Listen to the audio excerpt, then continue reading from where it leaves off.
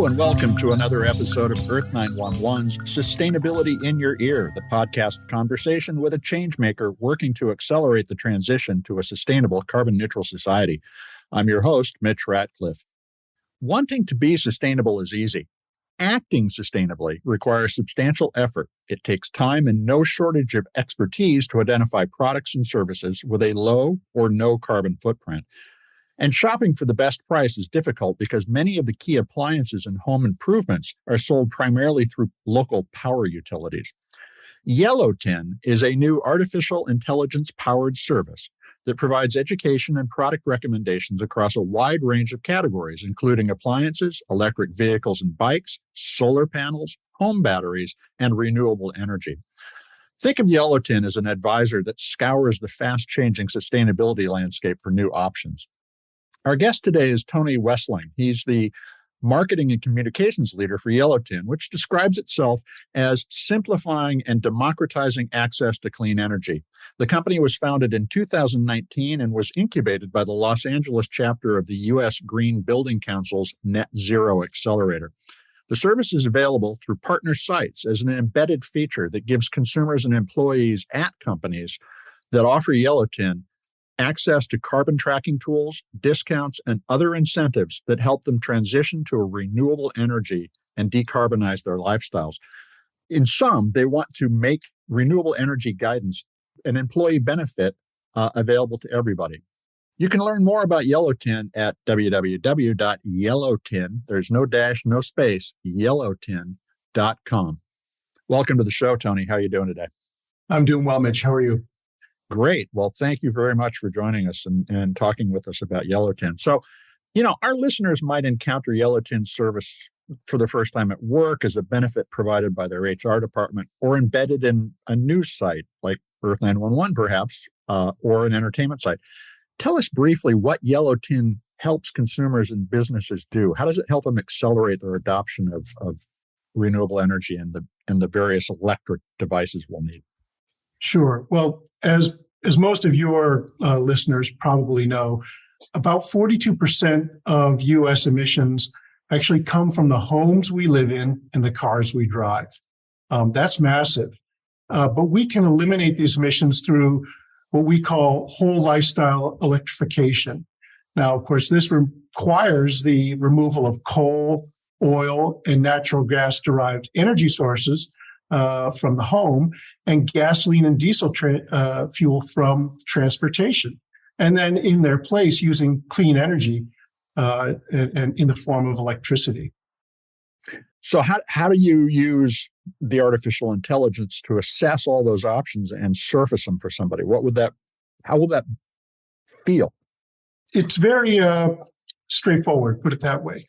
We personalize the experience for each user, which means when they come on board, they arrive via a landing page that would be set up for their sort of this host company. So suppose I work for company A, and they decide to adopt YellowTin as one of their benefits that they offer their employees.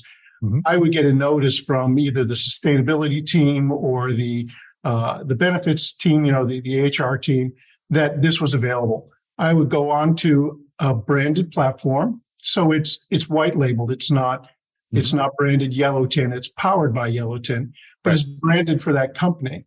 And then I would fill out, where do I live? What's my zip code? What's my housing situation?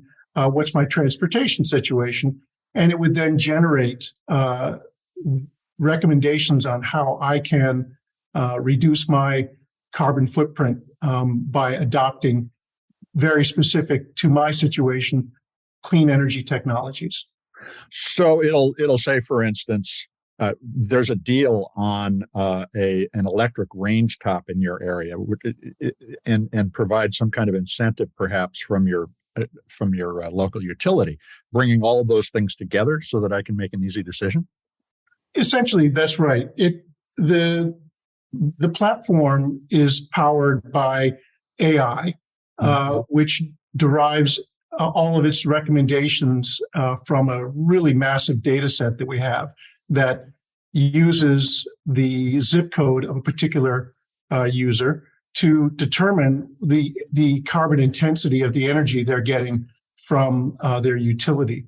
And then it takes another data set is all the manufacturers' specifications for all of the clean energy appliances, EVs, bikes, whatever it is that is a clean energy technology or appliance. We gather all that data. And so we put it in these two data sets, the energy input and the manufacturer's, their OEM data set. We put that all together and then we match it via this personalization. Okay, so and I want to talk more about that information later, but let's talk a little more about the use experience. What can I track? Does it when I first enter that information you described earlier, does it give me sort of here's your estimated carbon footprint and here's where we can take it? And in addition, these are the steps you could take?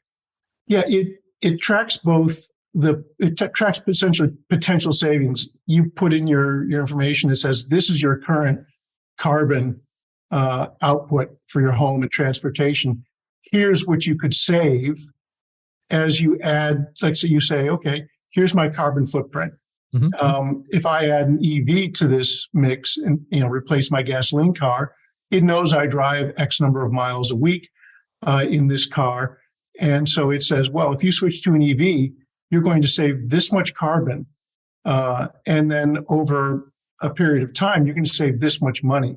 So it shows users, how their home choices and how their transportation choices, how they're costing them money and how they're costing the planet in terms of the CO2 impact. So the tracking is really dynamic, though. So suppose your utility changes the price of energy, mm-hmm. then the platform knows that because we have this constantly updated data set from the utilities. So it says, hey, if you keep on buying gas from this utility, your carbon footprint is going to stay the same, but your cost is going to go up. So if you switch to heat pump heating, you are going to not only save tons of money, whether that's over 5, 10, 20 years, it shows you how much money you're going to save, and it shows you how much carbon you're saving.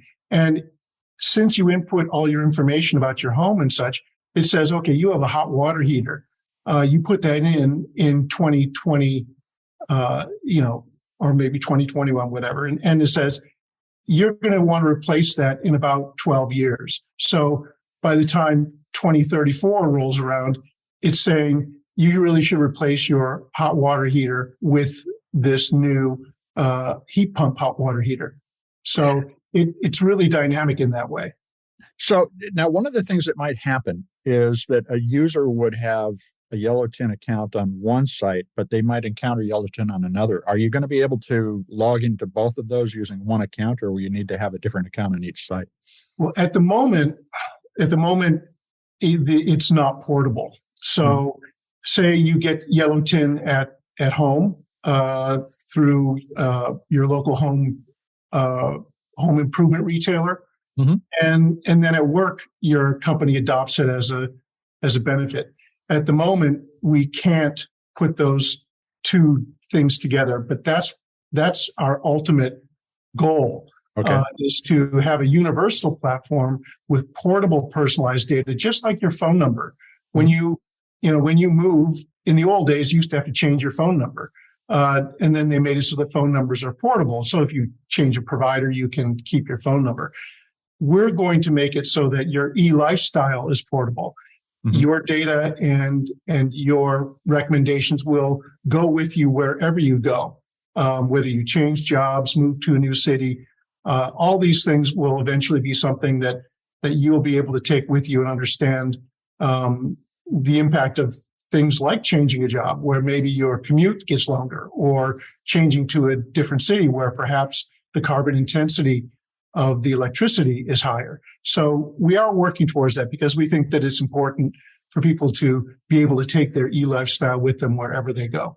So this is an interesting question. Why did you decide to build this distributed and embedded experience rather than a destination where you went to work with YellowTin? That is obviously a critical decision. What was the reasoning? It is, and it's really pretty simple. Building a consumer brand is really, really expensive.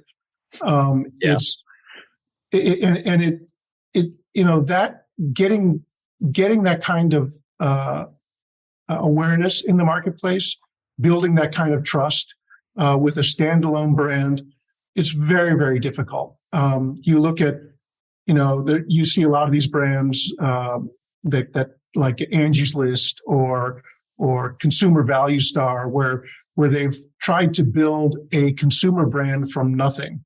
It's very, very difficult to build that trust now. On the other hand, I've been, using PG&E for my entire life. I trust the PG&E brand. I may not agree with everything it does, but I do understand the brand and I have a relationship with it. Or maybe I go to Home Depot, or perhaps I work for a climate forward company. Each one of these brands is a brand that I trust and have a relationship with. It's much easier for us to go to Home Depot and say, hey, offer your employees this as a benefit and offer this to your customers as a loyalty reward. And because you get access to a big audience through that. Exactly. We build a user base much faster at a much lower cost by going to the organizations that they trust. Now, how does YellowTin earn its revenue? So we mainly at the moment earn the bulk of our revenue through a SaaS model, software as a service. So we charge, again, these forward-looking climate aware companies pay us a fee, an annual fee, and we provide it then as a service to their employees and customers. And then additionally, if somebody uses the marketplace function of our platform to purchase something, we get an affiliate's fee for that. So we get basically a small part of revenue for every hot water heat pump hot water heater that we sell through our site. So does that potentially represent a revenue stream for the company that embeds it? Do you do any kind of revenue split with the company to help them offset the cost of making this available to their employee or their customer? Each relationship is different. If say it's a tech company, they don't need a revenue split, with us. They're looking simply to offer a benefit. If it's a media company, that's different, right? So a media company would be a company that we might do a revenue split with, so that it offsets the cost of the platform itself, and that way it's a win-win for everybody. Now, we talked earlier about the fact that AI is making these recommendations. What kind of staffing have you put against the problem of assessing products and mapping what you understand about products to the recommendations you can make? Yeah, that's, the staffing is kind of funny because it really doesn't require staff but the AI requires models. And how do you? Yes, that's right. How do you tell the AI what to do with its analytics? So Paul Meagher, one of the co-founders, is a climate scientist, and he's a data geek. And he has built these dynamic data sets for every utility in the country, their rates, their tariffs, also built every incentive and rebate that is offered through the government. And then also we have that individualized user data that is input by the user. Those three things come together and provide the personalized recommendations. We don't actually have to do much besides make sure that data is up to date, which is no small feat, but it really is. Once the data set was built and connected to the platform, The AI does most of that work. And since we don't refer any specific manufacturer, we simply gather their data on their appliances, their products, and then we input that into the data modeling. But we don't, unlike a lot of these sites where they're really just trying to get you to buy a certain brand of hot water heater or heat pump or EV or whatever, we don't push a particular brand. We just provide all the options. And then when it comes to things like, what kind of EV you might want, we partner with companies like TrueCar, and they provide all the options to these people from a local dealer, provide test drives, things like this. Or if it were a solar installer, we don't work directly with solar installers. We work with Energy Sage, who's a partner. They source and vet all of the providers, suppliers. Okay. Or Lowe's does the same thing. They offer, solar arrays and batteries through. So you leverage their vetting of those professionals. Exactly. It would be just too much of a big job. It's already a big job to maintain the utility data set, the manufacturer data set. If we had to then, in addition, maintain a whole data set and vetting process for suppliers, that would be something. Luckily, we have partners who do that for us. You guys have done an awful lot having bootstrapped this, and it's a fascinating story. I want to take a quick commercial break. We're going to be right back.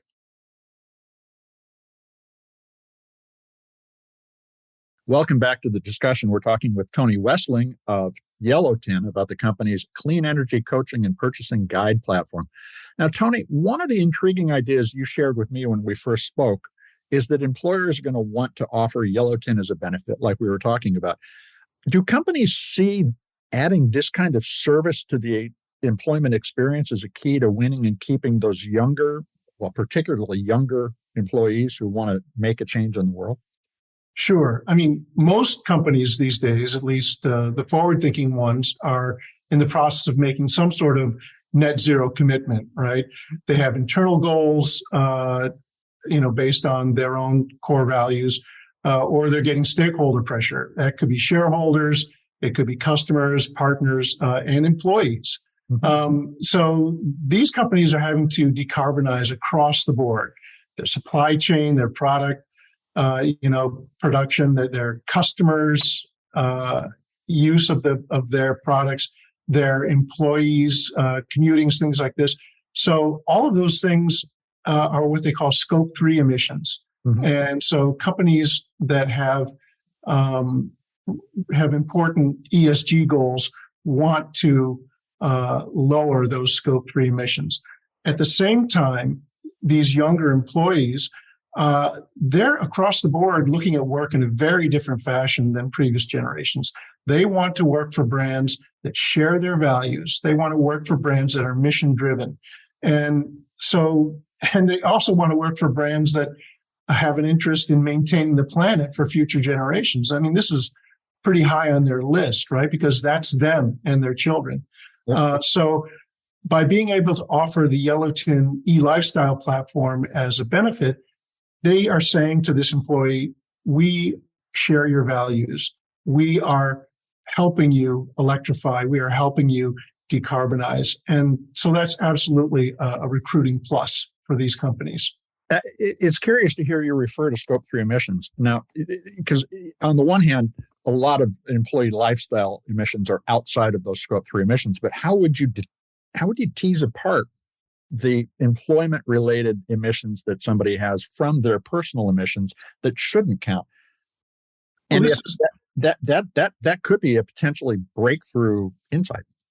So the platform has the ability to determine a lot of your emissions based on whether they're work-related, say commuting, or whether they're home-related, your refrigerator.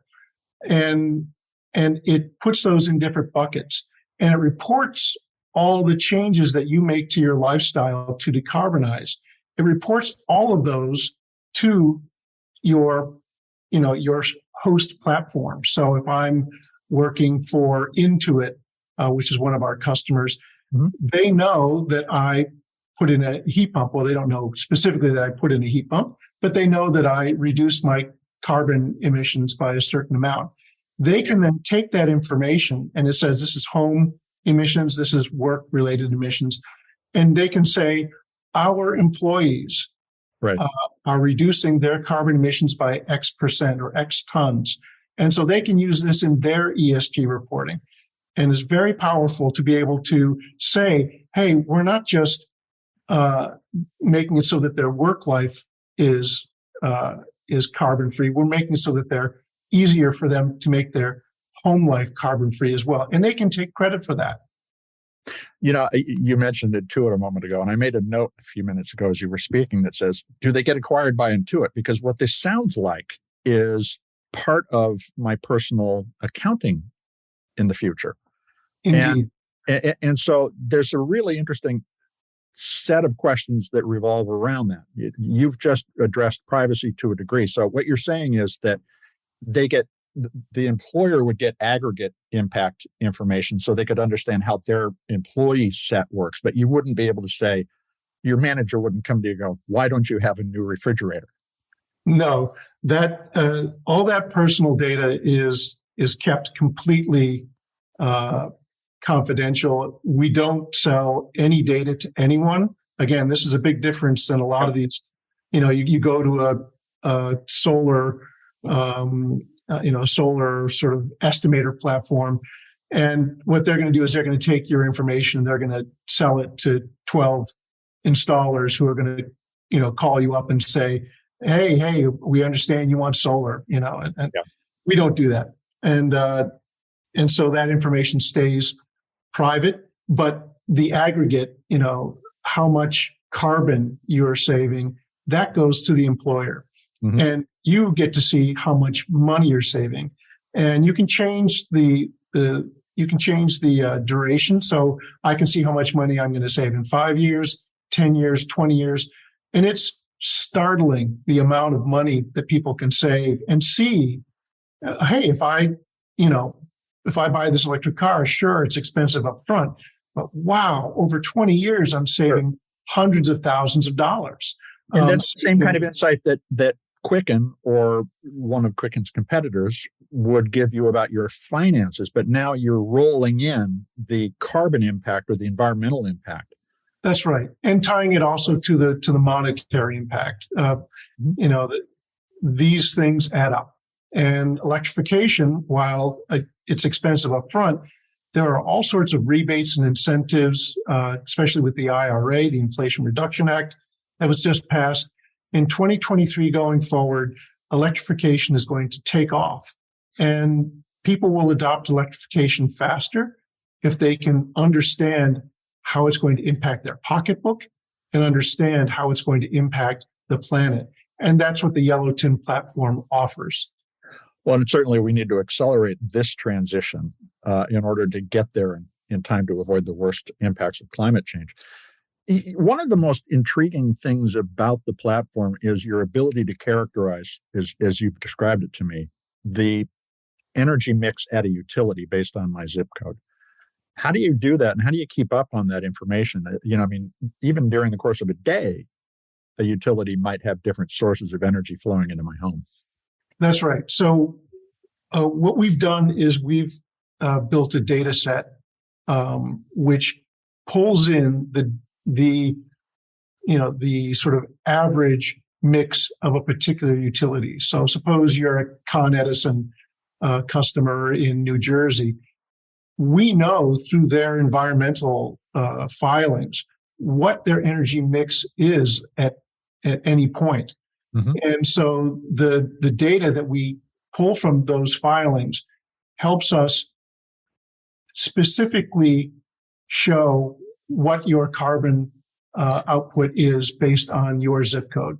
So the difference, for instance, just so people can follow along, if I buy an EV, and here in the Northwest, where I happen to be, about 80% of my energy right now is coming from renewables. So I get a good lift, but not the same lift that I would if I were in Pennsylvania, where my energy is primarily generated by burning fossil fuels. And so the carbon savings is substantially greater, although Yes, the financial savings might be the same.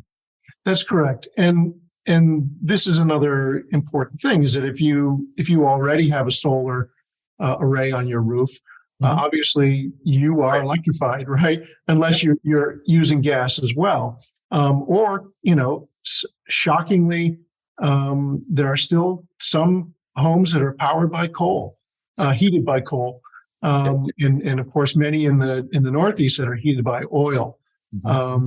So those people with very high carbon output because of their heating platforms, they potentially save the most in terms of carbon, but everybody saves money when it comes to electrification.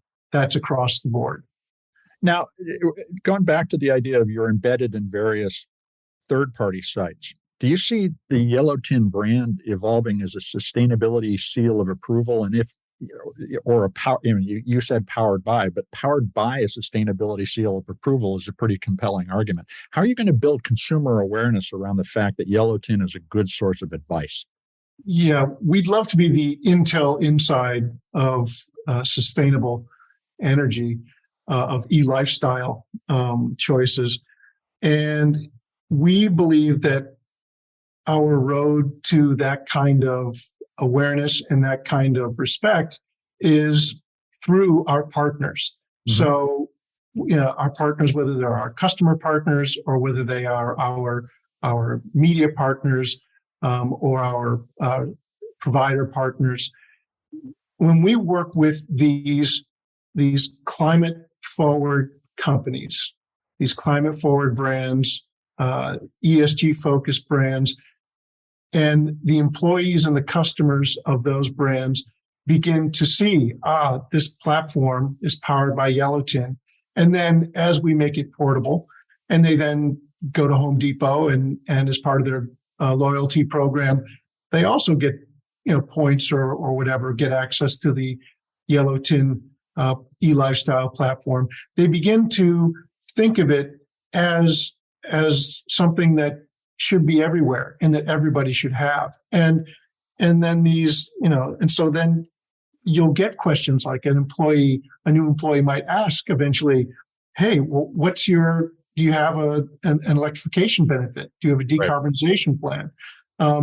And they'll say, well, what do you mean? So, well, at Intuit, we had YellowTin. Do you guys have YellowTin or something like it? It's like everybody knows ADP, right?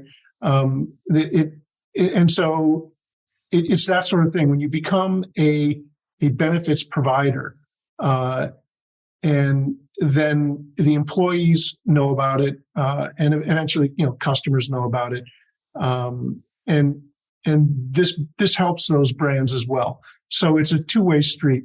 We work with the brands that are climate forward. The brands that are climate forward want to work with YellowTin because we have the most dynamic and comprehensive e-lifestyle platform out there. Like I said, the rest of them are mainly lead gen engines. They're not really interested in decarbonization. They're not really interested in showing people what they're going to save. They're interested in selling people's data. Point taken. There's a lot to unpack in that statement, and we don't have time for it right now. But Tony, if I'm an employee at a company, what should I ask for, and where can I point my boss to find out more about YellowTin? Right. So hopefully you've got a forward-thinking boss, and by saying, hey, at my last job, we had this platform, YellowTin, you should look into it because it can help with your ESG reporting, help with your Scope 3 emissions.